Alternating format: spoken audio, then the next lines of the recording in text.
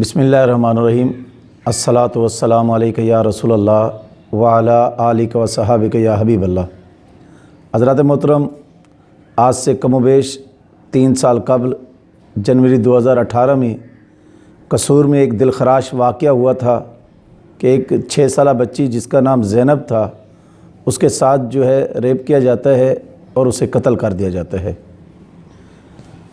हज़रत मोहतरम, हुकूमत ने बड़ी कोशिश की और इसके लिए कानून भी बनाया, लेकिन अफसोस ये है कि हमारे यहाँ सिर्फ कानून बनाया जाता है, उस पर अमल नहीं होता। ज़ैनब अलर्ट के नाम से कानून बनाया और अगर अमल हो चुका होता तो यकीनन उसके बाद कई बार तवातुर से वाक़यात होते रहे और इसका तदारुक किया जाता।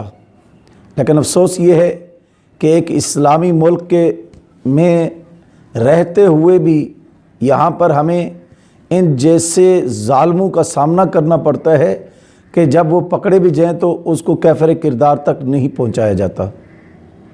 पाकिस्तान क्यों बनाया गया? जब कैद आज़म से पूछा जाता है कि आप क्यों अलहदा हिस्सा लेना चाहते हैं, तो कैद आज़म ने क्या कहा था कि मैं ज़मीन के टुकड़े के लिए नहीं लड़ रहा, बल्कि ऐसी सरज़मीन चाहता हूँ जिसका ओढ़ना और बिछोना इस्लाम हो। मेरा एक सिंपल सा सवाल ये है, क्या यहाँ पर इस्लाम का कानून नाफिज है? अगर इस्लाम का कानून यहाँ पर नाफिज होता तो यकीनन ये मासूम बच्चों के साथ जिन्हें पता ही नहीं होता, जिन्हें इस चीज़ का इल्म ही नहीं है, और इसी तरीके से वो वाक़यात होते रहे।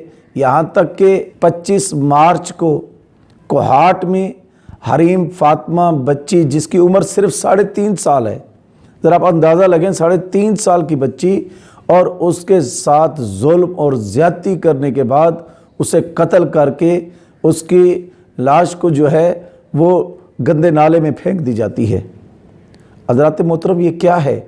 एक इस्लामी मुल्क में रहते हुए ये अमल, इस्लामी मुल्क में रहते हुए ये काम करना, ये दरिंदगी, ये वहशत, ये किस चीज़ की अलामत है कि यहाँ पर जो है काश के अमली तौर पर इस्लाम के कानून पर अमल होता।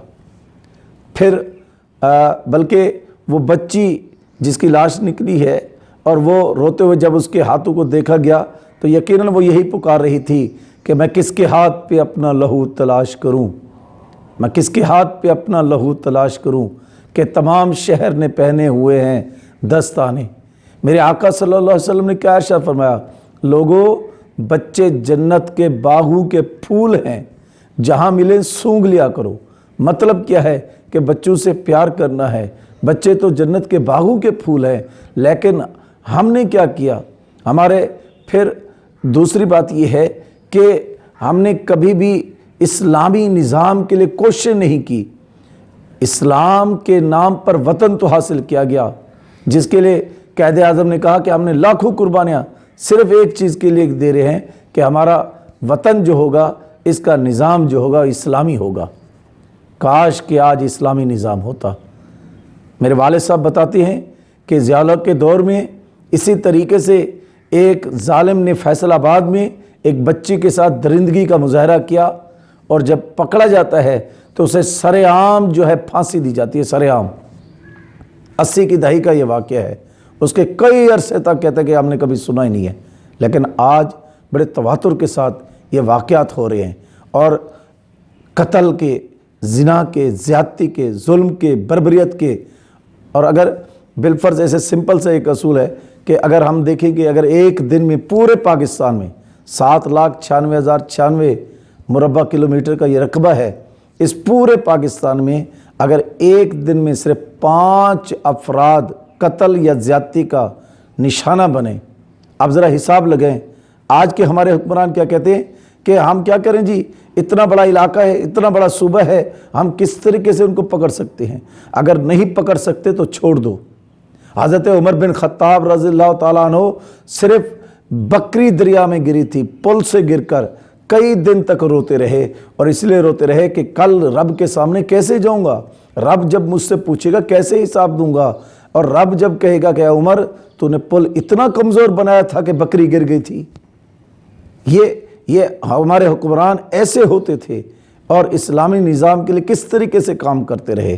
اور افسوس کہ آج ہمارے ہاں اور یہ میڈیا پر آ کر بھی کہہ دیتے ہیں کہ بھی اتنا بڑا علاقہ ہے تو کہاں کہاں پر جو ہے نا ہم توجہ کریں، کس طریقے سے جائیں۔ تو آپ ذرا دیکھیں پورے پاکستان میں اگر 5 افراد بھی قتل یا زیادتی کا شکار ہو جائیں ایک دن میں، تو ایک مہینے میں کتنے ہو جائیں گے؟ ایک مہینے میں یقیناً 150 افراد، یہ میں محتاط اندازے کے مطابق بتا رہا ہوں، 150 افراد ایک مہینے میں ہو جائیں گے، تو پھر سال میں افراد کی تعداد کتنی بنے گی؟ پھر اسی طریقے سے آپ ذرا دیکھیں 5 سال میں اس کی تعداد جو ہے وہ کتنی بنے گی؟ آپ خود اندازہ لگائیں کہ کئی ہزاروں میں افراد قتل ہوں گے۔ تو ہمارے حکمران سمجھتے شاید اللہ حساب ہی نہیں لے گا، اس کے بارے میں پوچھے گا بھی نہیں کہ بتاؤ تمہاری حکمرانی کے اندر یہ ظلم ہوتا رہا، یہ بربریت ہوتی رہی، تو آپ کہاں تھے؟ کیا کرتے رہے؟ آپ نے کیا کیا؟ تو کیا خیال ہے ہمارے حکمران کیا یہی کہیں گے کہ ہاں جی ہم نے قانون بنایا تھا، ہم نے جو ہے وہ ایک کمیٹی تشکیل دی تھی؟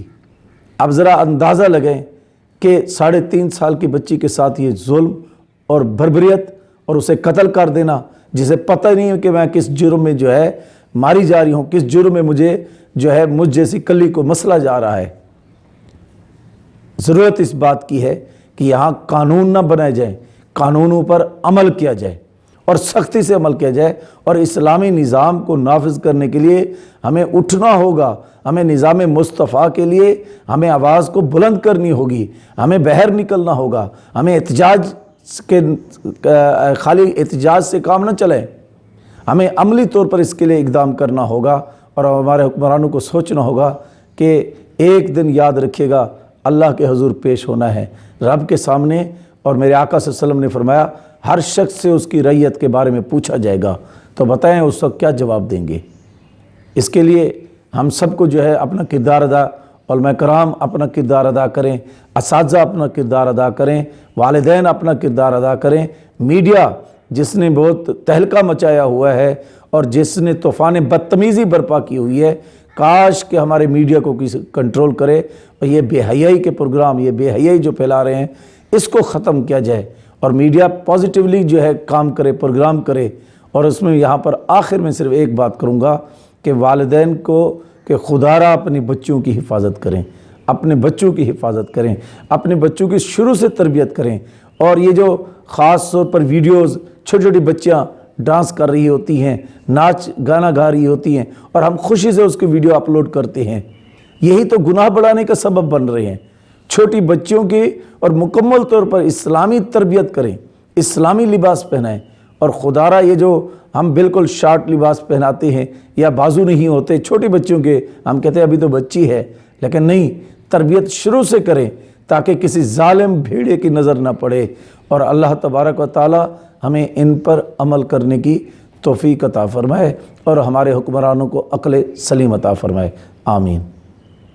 لا الہ الا اللہ محمد رسول اللہ۔